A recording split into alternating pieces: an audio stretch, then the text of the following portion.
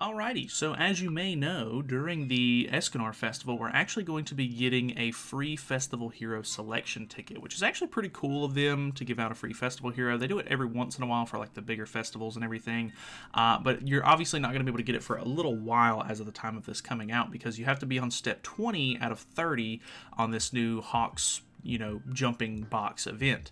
So the actual characters in the box itself or the ticket itself are not like the cream of the crop or like great selection units or whatever, but honestly it'll still help very, very much. So I just kind of wanted to go over them and make a sort of tier list, I guess, going over these units and which one you should maybe pick for your account. I do want to say, huge disclaimer, obviously everybody's account is different, so depending on what you have or what you have maxed out could obviously drastically change what you need for your own account. So starting with Goddess Elizabeth, I think that this character can be useful for some very niche activities. I think really the only thing that I can think of off of the top of my head is either PvP, which is kind of hit or miss with her because she's pretty squishy. You can kill her pretty easily and pop the res that she has. Or I think there are some Tower of Trials stages where she can be kind of useful here and there, but it's nothing super great, honestly. So I would say she's probably going to be in like C tier as far as like what I would recommend you get. If you don't have any of these units, obviously having a unit over not having a unit is top priority in my personal opinion, because these are festival units and there are a lot of the older ones at that, so they don't come around on banners nearly as much as they used to. I haven't seen Lostfane Meliodas on a banner in ages, so not that I really want him on banners because he's pretty old and kind of, I don't want to say useless, but he's pretty bad nowadays. But this might be a good opportunity for you to get some of the characters that don't really come around all that often anymore. New Wings King was the original, very first King festival unit that came out. I honestly think that so I'm going to put him in B tier. And the only reason I'm going to put him in B tier is because if you can actually max the character out, max ultimate 6/6, he was the first character to have an Abyss ultimate. And from my understanding, you can use that maxed out ultimate for farming gold or maybe not farming gold, I don't think. I think it's for like, the people use him for like the SA coin dungeon and the more like time limited dungeons, if I'm not mistaken. Like you can farm those stages really, really fast by using this character, but I don't have him maxed out. I've never personally used that team or anything like that, so there's probably better options and you can probably build a much better team nowadays anyway. So just because he has a very interesting use case, well, honestly, we're moving him back down to C. He's really not good. I've tried so many times to bring him back for PvP. He's a really cool and interesting unit because he uses damage over time skills sort of to his advantage, and I think that that's really unique and interesting, but he's just bad. I just really can't do anything with him, so pretty unfortunate there.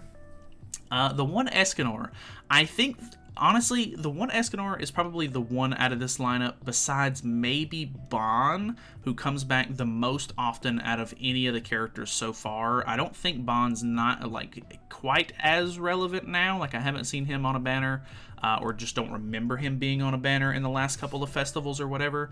But Escanor seems to be a pretty big staple that they kind of put on festival banners. So if you have him 6/6 or whatever, obviously you can ignore that. Don't just get him for the coin. But his ultimate is really nice to have for anything PvE related.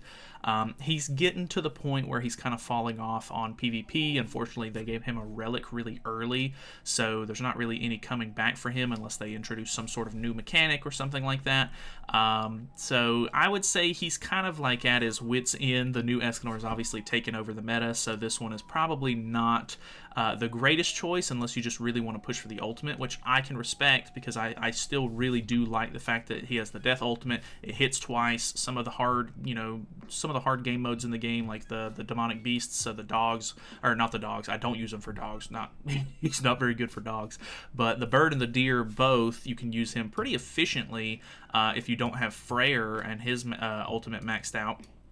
to sort of hit twice, because if you have him built up enough, you can kind of hit damage cap with both of his hits on the ultimate, and it can pretty much help you bypass stages faster and, you know, this and that. So he's really, really not bad at all. I think he's still a really good unit. And next up we have Merlin. I want to put Merlin in A tier as well, because I think that Merlin is a very good character, but she's not nearly as good as she used to be. I did mess around with her in PvP the other day for a video, and she surprisingly did pretty well. She has like a built-in damage cap on her, which is really nice, but I don't know if it really makes up for, you know, I don't know, she's just kind of getting a little dated. She does already have a relic as well, so there's not really much getting better there as well, just like Escanor. So I think that she has some decent use cases. You can use her to basically one-shot the Gray Demon at this point. It used to be Green Small King, or Green Skinny King, or whatever that you used to use in that fight, but Merlin has definitely taken over that ever since her release. So if you want to use her for that, or maybe the odd, you know, PvP match here and there, because she can still hold her own because of the damage cap, but she's still pretty useful overall, and she doesn't come back all that often, so I think that she's a pretty decent character to pick up if you don't have her. Don't know that I would go out of my way to get dupes for her necessarily, because when I use her, I really barely ever get the ultimate off. If you're using her on Grey Demon, you're basically not going to get the ultimate off. So yeah, that's pretty meh. I'm going to put Lostvayne in B tier at the moment. There is still potential for Lostvayne, because there's not a whole lot of demon relics in the game at the moment. He could potentially get a relic sometime in the future, and it could be good enough to bring him back into the meta. I'm kind of doubtful. It would need to do a lot. But who knows? It could be still pretty good. I don't really know specifically. He is like a cheesy kind of unit that you can use for some of the Tower of Trials stages, but if I'm not mistaken, I think you need his ultimate to be sort of maxed out or close to it, so that way you can kind of just ult rush, use the ult to wipe the entire field, get the stage over with as quickly as possible, like if you're not actually doing the mechanic of the fight. So not really sure I could recommend you get him at 1/6, but if you don't have the character, obviously he's not on banners much anymore, like I said, so he's probably not the greatest option. And then last up we have Ban. I think I'm going to put Ban in S tier just because he's still relevant. Like, he's actually still used in PvP like every single day. This is the only character out of the entire list that I consistently see still in PvP. He's obviously, I think he's the newest character out of all of these. He came out a year ago. No, it's been over a year. It's been like a year and a half, a little over a year and a half maybe. I can't remember exact timelines or anything. But the human team obviously is still very, very relevant in the game, and Ban is a pretty big part of that. I think at some point the human team will end up leaving Ban in the dust and kind of progress on without him, because he kind of is like the weakest link in the team at the moment. Like, the rest of the characters are either supports, or, you know, we have Reinhardt at the moment, who just does insane damage on his own, whereas Ban has like an HP buff card, and then like a detonate card, and then he has a really good ultimate, of course, but his ultimate's really only good at like 6/6, and I don't know. I think he's definitely helpful. I use him for Akumu guild boss, very niche stuff for like every once in a while. He'll be really good for a final boss battle, but like I said, he's pretty much the only character that's still relevant as far as PvP goes, so that in of itself speaks a lot. So I definitely recommend, maybe in this order, but you know, going down and then left to right. But obviously, take some of this with a grain of salt. Look at your own account. If you don't have any of the characters, say if you already have Ban, and you have your Ban at like 2/6, for example, the gap from 2/6 to 3/6, not that great. So if you have him at 2/6 but you don't have a Merlin, I'd recommend grabbing a Merlin. Having Merlin over not having Merlin, or having him 2 or 3 out of 6 instead of 2/6.